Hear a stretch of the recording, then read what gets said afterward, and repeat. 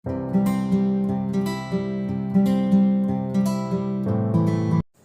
Students, welcome back. तो आज हमें आगे पढ़ना है क्लास 12 फिजिक्स में। हमने जो लास्ट एंड किया था that is polarization, dielectric polarization पढ़ा था।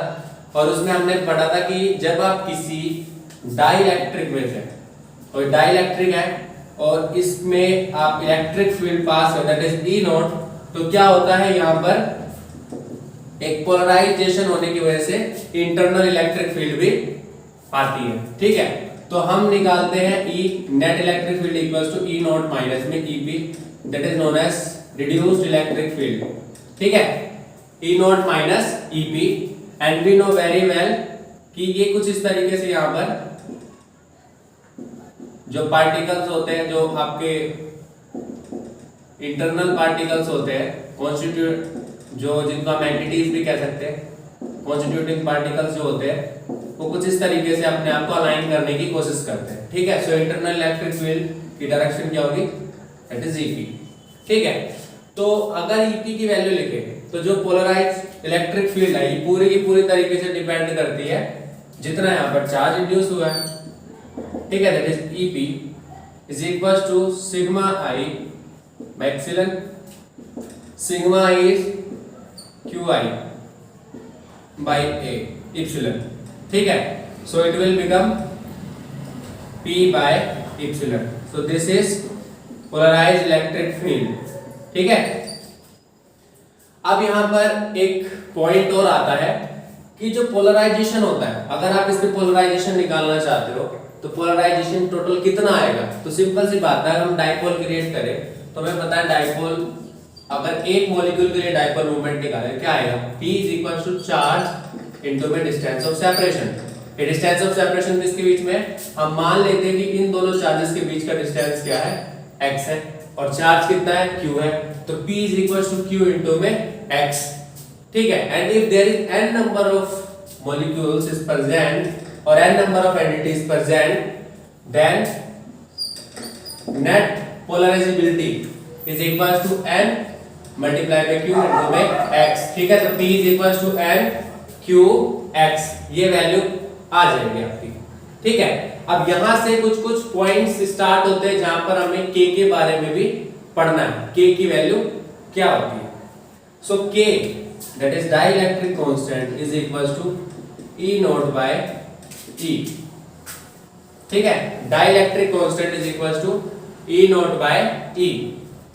ये वैल्यू आ जाएगी डाइइलेक्ट्रिक स्ट्रेंथ की, कि किसी भी जो डाइइलेक्ट्रिक है उसमें आप कितना इलेक्ट्रिक फील्ड जनरेट कर रहे हैं, उसकी क्या स्ट्रेंथ है, कितना वो अपोज कर सकते हैं। डाइइलेक्ट्रिक स्ट्रेंथ का मतलब कि बिना चार्ज, बिना इलेक्ट्रिक फील्ड इंड्यूस के कितना वो अपोज कर सकती है एक्सटर्नल इलेक्ट्रिक फील्ड को, दैट इज डाइइलेक्ट्रिक स्ट्रेंथ।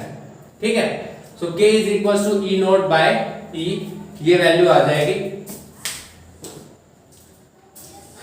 जरा आप आगे समझने की कोशिश करते हैं। एक रिलेशन आता है काई के बीच में। ठीक है, जो P होता है, polarizability is directly proportional to the reduced electric field. And then जब यहां पर आप प्रोपोर्शनैलिटी का सिंबल हटा दो तो क्या आता है, इप्सिलॉन काई and E।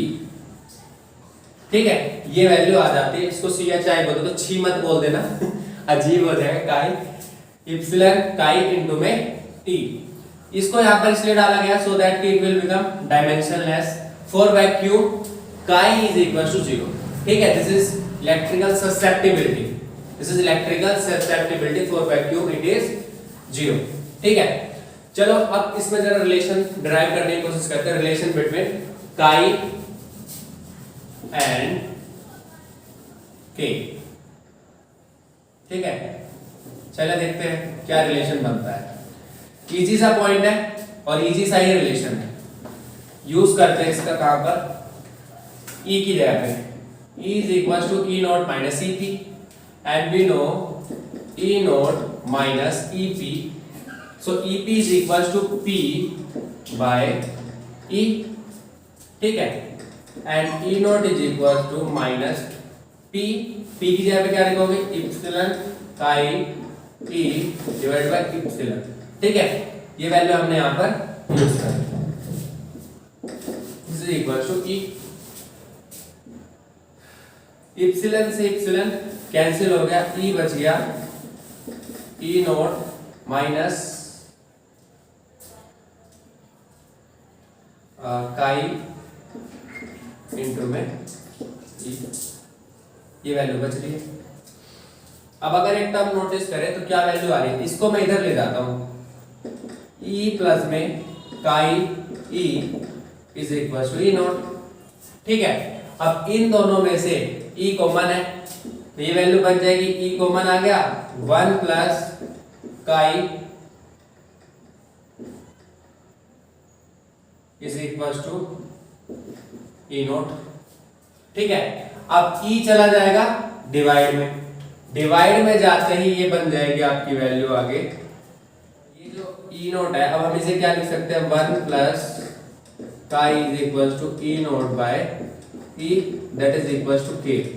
That means the relation between dielectric constant and chi is K is equal to 1 plus chi. ठीक है, दिस इज ग्रीक वर्ड, ये ग्रीक वर्ड है, इप्सिलॉन अल्फा बीटा गामा ये सब ग्रीक वर्ड्स है। ठीक है, तो ग्रीक अल्फाबेट से इनका यूज हम करते हैं, जैसे कि फिजिक्स में मैथमेटिक्स में काफी यूज है इनका। ठीक है, तो 1 plus chi is equal to के, ये आपकी वैल्यू आ गई। ठीक है, ये रिलेशन आ गया हमारा।